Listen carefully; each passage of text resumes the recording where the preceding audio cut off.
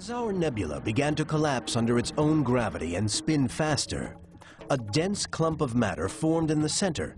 It's called a protostar. At first, its heat was due to friction, but when the clump reached 18 million degrees Fahrenheit, nuclear fusion kicked in.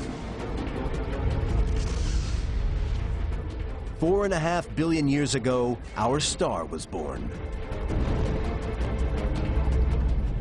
Hydrogen atoms fuse together to form helium, and in the process, release photons.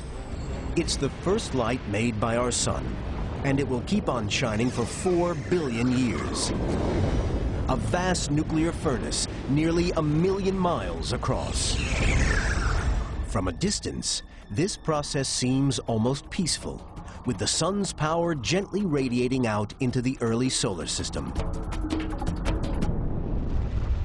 There was all sorts of activity going on.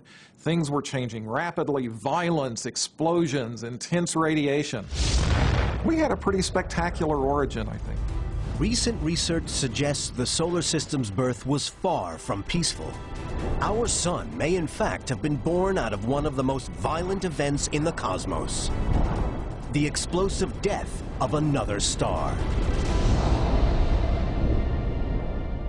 And even before that, it seems there was an explosion so huge that it created an entire universe.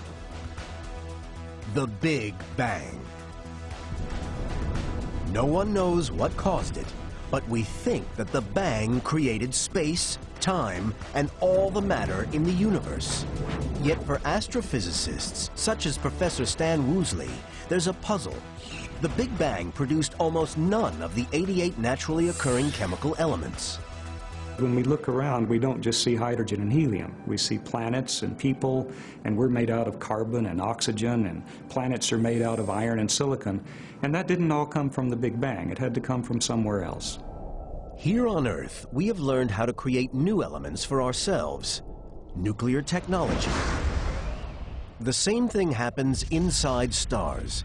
Hydrogen and helium from the Big Bang fuse to form heavier elements. And if the star's big enough, at the end of its life, it does something spectacular. It explodes.